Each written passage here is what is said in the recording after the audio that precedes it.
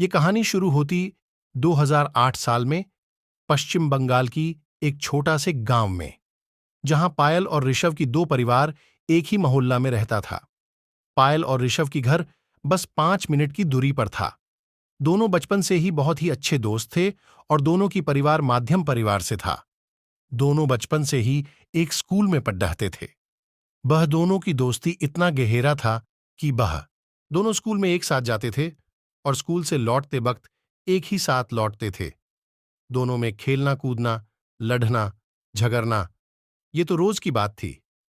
दोनों की परिवार के बीच भी अच्छे मेल था, इसलिए दोनों की परिवार से उन दोनों की दोस्ती से कोई ऐतराज नहीं था। अब दोनों प्राथमिक स्कूल से हाई स्कूल में एक ही स्कूल में भर्ती हुआ। वह दोनों पढ़ाई लिखा में भी बहुत अच्छे थे, इसलिए वह दोनों ही अच्छे अंकों से 10वीं क्लास पास कर लिया। अब वह दोनों बड्ढे हो चुके थे। बुरा भला का समझ उन दोनों में आ चुका था, लेकिन उन दोनों के बीच सिर्फ एक अच्छी दोस्ती ही थी। प्यार की सिलसिला अभी तक शुरू भी नहीं हुआ था। जब वो दोनों 10वीं पास करने की बाद 12वीं में भर्ती हुआ, तभी उन दोनों के साथ में उन्हीं का क्लास में एक आर्शिकेश नाम का एक लड्डेच का भर्ती हुआ। आर्शिकेश थोड्डा आमिर परिवार का लड्डेच का था। कुछ दिन जाने के बाद पायल और ऋषिकेश से थोड्डा बातचीत करने लगा था, लेकिन ऋषव पहले पहले तो ज्यादा ध्यान नहीं दिया था। लेकिन जब देखा कि उन दोनों मिलना झूलना थोड्डा बात गया, तब से ऋषव उन दोनों पर थोड्डा नजर रखने लगा। देखा जाए तो ऋषव ने पायल को मन ही मन में बहुत प्यार करता था, लेकिन पायल उसे प्यार करता है कि नहीं, वह ऋषव को पाता नहीं था। इस दुनिया में कौन ऐसा है जो अपने प्यार को दूसरे के देखना चाहता है? कोई नहीं। बस ये ऋषव भी उन्हीं में से एक था। ऋषव को भी पायल और आर्शिकेश का मिलना जुलना बिल्कुल पसंद नहीं था, और ये बात पायल भी नोटिस की थी, क्योंकि पायल जब भी ऋषव से बातें करने के लिए आते थे, तब पायल को थोड़ा गुस्से से बातें करता था। पायल को लगा कि ऋषव पहले की तरह नहीं है, कुछ बदला हुआ सा लग रहा है।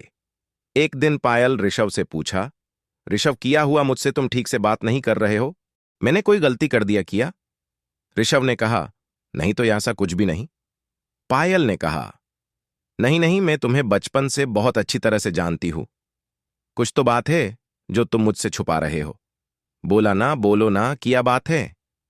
लेकिन उस दिन ऋषव ने कुछ नहीं बताया। पायल ने ठान ली थी कि कल ऋषव से बुलवाकर ही रहूंगा कि दरअसल बात किया है।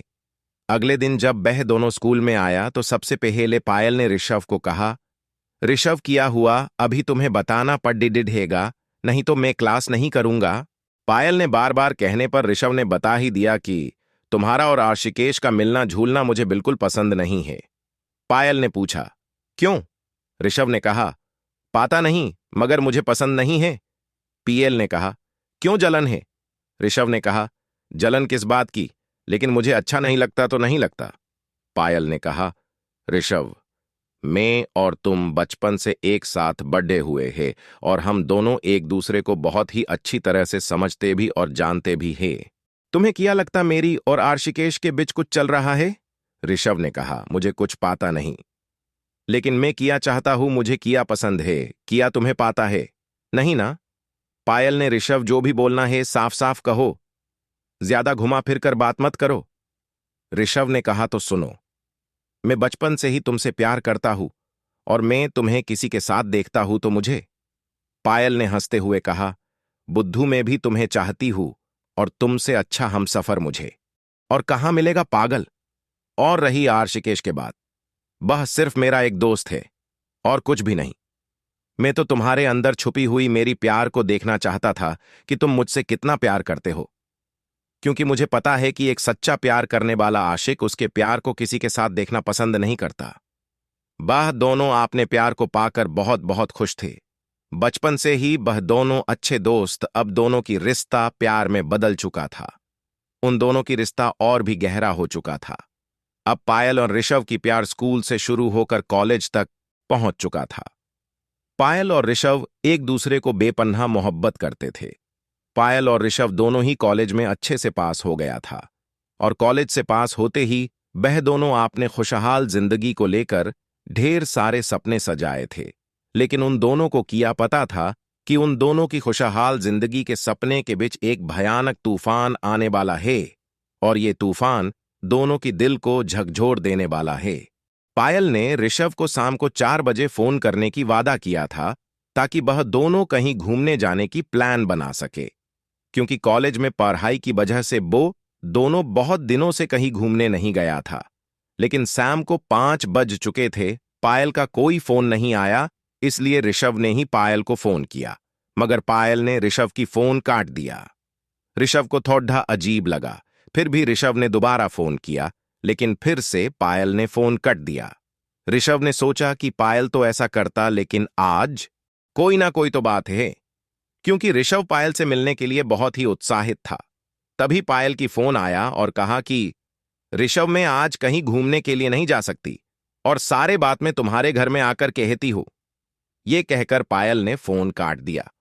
लेकिन ऋषभ बहुत खुश था, क्योंकि ऋषभ को लगा कि आज पायल की आवाज में एक बेचैनी सी महसूस हो रहा है। मुझे सईद मुझसे मिलने के लिए बेचैनी रही होगी, ये सोचते सोचते मन ही बहुत खुश था और हल्का सा होठों पर मुस्कान था। शाम की अंधेरा होने आया था और तभी अचानक कोई ऋषभ की घर का दरवाजा खाट खटने लगा। तभी ऋषभ की मां ने ऋषभ से दरवाजा तक पहुंचने से पहले दरवाजा खोला और देखा कि पायल दरवाजा पर खड़ी है। ऋषभ की मां ने कहा, कैसा हो बेटा पायल? पायल ने ऋषभ की मां को नमस्ते करते हुए कहा, मैं ठीक हूं, मैं थोड़ा ऋषभ से मिलने आया हूं। ये कहते हुए पायल ने सीधा ऋषभ की कामध्य में चला गया। पायल ऋषभ की कामध्य जाते ही जोर जोर से रोने लगा। उसकी आंखों से आंसुओं की मोटी मोटी बूंदें गिर रहा था। पायल की रोना देखकर ऋषभ हक्का बक्का हो गया। उसे समझ में नहीं आ रहा था कि अचानक पायल को हो किया गया है और वह रो क्यों रो रहा है। ऋषभ ने सबसे पहले पायल की आंखों का आंसू पोंछे और कहा, पायल, तुम किया हो गया और तुम अचानक रो क्यों रहे हो? सब ठीक है ना? ऋषभ की इतना कहते ही पायल टूट गया और बिना कुछ कहे और भी जोर जोर से रोने लगी। ऋषभ ने पायल को हाथ पकड़ा और आपने हाथों में पायल की हाथ रखकर कहा, अब बताओ किया हुआ और इतना रो क्यों रही हो? तुम सोच भी नहीं सकते कि तुम्हारा आंसू देखकर मेरा दिल में किया गुजर रहा है। प्लीज बताओ ना पायल, किया हुआ। उसके बाद पायल ने अपने आंसू पोंछा और आपने आपको संभल हुए ऋषभ का हाथ पकड़ एचते हुए कहा, ऋषभ, हमारे रिश्ता यही तक थी। आज के बाद हम दोनों एक साथ कभी नहीं मिलेंगे। पायल की ये बात सुनकर ऋषभ ऐसा झटका कि 420 वोल्ट की बिजली उसके शरीर में से गुजर गया। ऋषभ ने पायल की हाथों को कस के पकड़ दद्दा और चिल्लाते हुए कहा, तुम पागल हो गई हो? क्या बोल रहे हो? तुम्हें पता है तुम होश में तो हो? पायल इतना रो रहा था कि आप सोच भी नहीं सकते। पायल को ऐसा लग रहा था कि उसकी जिंदगी वहीं पर खत्म हो जाएगा। लेकिन खुद को समझते हुए ऋषभ की हाथों को पकड़ कर आपने पास बिस्तर में बिठाया और रोते हुए कहा, ऋषभ, मैं जो कह रहा हूं वह ध्यान से सुनो। मैं अब और तुम्हारा किसी और की अमानत बनने जा रही हूं, क्योंकि पिताजी ने आज ही मेरा रिश्ता तय करके आया और ये रिश्ते से घर की सब बहुत खुश है। ऋषभ पगली की तरह एक जिंदा लाश बनकर पायल की बात सुन रहा था। ऐसा लग रहा था कि पायल की बात सुनकर ऋषभ बेहोश हो गया है और उसे समझ में नहीं आ रहा था वह किया और कैसे बोले। कुछ देर की बाद जब ऋषभ होश में आया तब पायल की हाथ पकड़कर और पायल की आंखों में देखकर कहा, पायल, तुम मेरे साथ मजाक कर रहे हो ना? ये बात साफ थी कि ऋषभ का गले का कंपन ही ऋषभ को बता रहा था कि पायल झूठ नहीं बोल रहा है और अब सब कुछ खत्म हो चुका है। लेकिन पायल ने ऋषभ के सबलों की जवाब ना देते हुए आपने चेहरे घूंघट से ढकते हुए कहा, मेरी बात तुम्हें मजाक लग रहा है? अचानक ऋषभ को ऐसा लगा कि पूरा आसमान उसके सर पे टूट पड़ा है और उसके आंखों के सामने पूरे कामधे में अंधेरा छा गया है। ऋषभ ने आपने दोनों हाथों से आपने सर को पकड़ कर जमीन की तरफ एक नजर से देखने लगा। उसकी आंखों में सब कुछ धुंधला सा नजर आ रहा था। उसे चारों तरफ सिर्फ अंधेरा ही अंधेरा नजर आ रहा था, क्योंकि उसकी आंखों से आंसुओं की नदियां बह रहा था। वह सोच भी नहीं पा रहा है कि जो उसकी बचपन का प्यार है वह आज से बहुत दूर उसे अकेला छोड़ कर जा रहा है और मैं कुछ न कर सका। पायल रोते रोते बिस्तर से उठकर दरवाजे की तरफ बढ़ने लगी, लेकिन ऋषभ ने अभी भी जैसे बेहोशी की हालातों में बिस्तर में बैठा हुआ था।